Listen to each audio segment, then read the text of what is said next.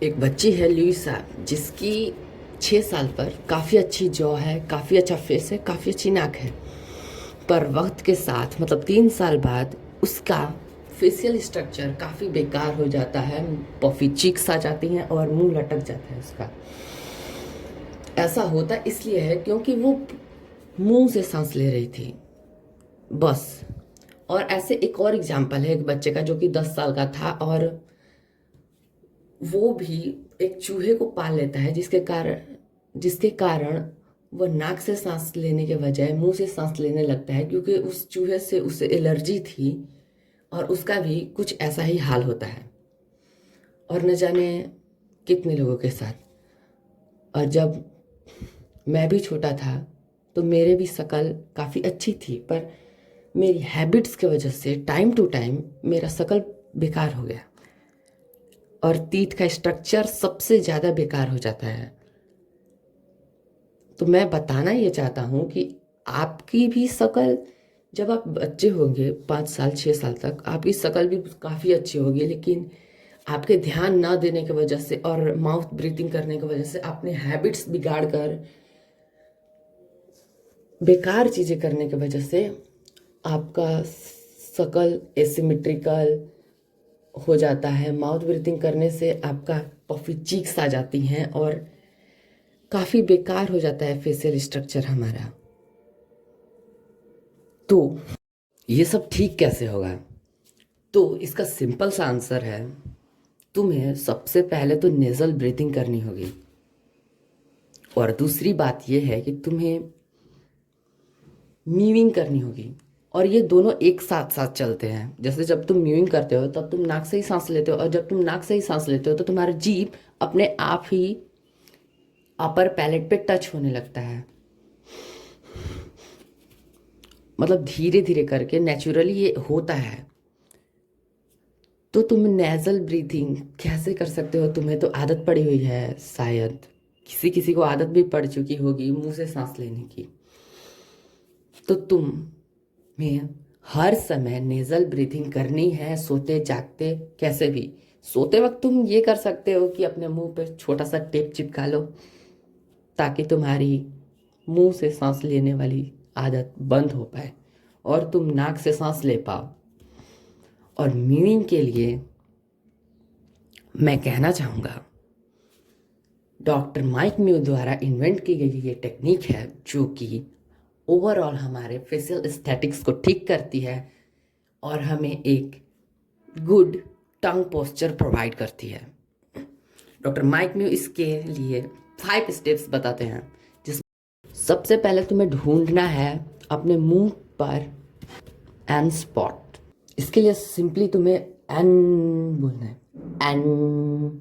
और तुम्हारी जीभ की टिप दांतों से हल्का दूर अपर पैलेट पे टच करेगी, और वही होगा तुम्हारा टिप के लिए सही जगह। और ये ध्यान देना कि दांतों को जीभ से सटा के मत रखना, नहीं तो मेरी तरह तुम्हारे भी दांत खरगोश जैसे थोड़े थोड़े बाहर आ जाएंगे। तो मेक श्योर कि तुम ऐसा ना करो। स्टेप 2, चीज़ी स्वेलो। तुम्हें इसमें करना क्या है कि तुम्हें दांतों से एकदम बड़ी सी स्माइल बनानी है, एकदम चीज करना है, और तुम्हारा टंग का सबसे पिछला हिस्सा तुम्हारी जॉ के सबसे पीछे पड़ेगा, जो कि एक परफेक्ट पोजीशन होगी तुम्हारी जीभ के लिए। और अपने अंदर के माउथ के अंदर के सारे थूक को अंदर सोखते जाओ, सोखते जाओ, सोखते जाओ, स्वेलो करते जाओ, जिससे कि तुम्हारे माउथ में एक वैक्यूम क्रिएट हो जाए और तुम्हारा टंग अपने आप ऊपर स्टक हो जाए। Step 3, Mona Lisa swallow. ये भी कुछ इसी की तरह है, चीज़ी स्वेलो की तरह, पर इसमें हमें कोई एक्सप्रेशन नहीं दिखाने हैं। इसे तुम परफॉर्म ऐसे कर सकते हो जबकि तुम पानी पी रहे हो, और बस घुट घुट कर अंदर पानी पी लो और अपने मुंह को चुप रखो। स्टेप 4, रिडक्शन होल्ड, जिसमें तुमने मोनालिसा स्वेलोइंग कर ही लिया है, तो तुम जीभ को बार बार नीचे लाकर अपनी सलाइवा को अंदर फिर से अंदर डालना, 2-3 बार ऐसे करना, जिससे कि तुम्हारे मुंह में पूरी तरह से वैक्यूम क्रिएट हो जाए और तुम्हारा जीभ स्टक हो जाए रूफ पर, तुम्हारे माउथ के अपर पैलेट पर। और ऐसा करते करते जब तुम्हारा नीचे का मतलब माउथ के नीचे का जो थ्रोट है मतलब गला, वहाँ पे एकदम से स्टक हो जाए और तुम्हारी जॉलाइन एकदम चिपक जाए, तो वो तुम करेक्ट पोजीशन में हो। और नंबर 5 है चिन टकिंग। इसमें तुम्हें सबसे पहले सीधे खड़ा होना है, मुंह को सामने रखना है, आगे देखना है, और अपनी चिन को मतलब कि दाढ़ी को नीचे लाना है, छाती के थोड़े से नज़दीक। यही एक अच्छा पोस्चर भी है ओवरऑल बिहेवियर के लिए, और अच्छा भी है तुम्हारे फेशियल स्ट्रक्चर के लिए। और ये तुम्हें कब तक करना है? ये तुम्हें ज़िंदगी भर करना है। ये एक नेचुरल फिनोमिना है जो इसमें कि हमारा जीभ अपर पैलेट पे रेस्ट करता है, और बस ये तुमने करना छोड़ दिया, इसी वजह से तुम्हारी फेशियल स्ट्रक्चर बेकार हो गई है। पहली बार अगर सुन रहे हो, पहली बार अगर कर रहे हो तो पूरा नहीं कर पाओगे। कम से कम 8 घंटा, कम से कम 8 घंटा पूरे दिन में करो, और जब तक जागे हुए हो तब तक कोशिश करो कि करो तुम। अगर तुम टीन एज में हो तो तुम्हें इसके ड्रास्टिक चेंजेस दिखाई देंगे, लेकिन अगर तुम एडल्ट हो गए हो तो तुम्हारे हल्के से मतलब चेंजेस होंगे, पर उसमें 1 से 2 साल लगेंगे। और अगर तुम टीन एज में हो तो उसमें महीनों में चेंजेस हो जाते हैं। मेरे साथ हुआ है ऐसा। और इसके साथ साथ तुम्हें एक और चीज़ पे ध्यान देनी है, च्यूइंग पे। खाने को चबाते वक्त ट्राई करो कि तुम सारे दांतों का इस्तेमाल करो, आगे के दांतों, पीछे के दांतों का, और सबका, जिससे कि तुम्हारा बक्सीनेटर मसल दबा हुआ रहे। मुंह बंद करके खाना ताकि तुम्हारा बक्सीनेटर मसल दबा हुआ रहे।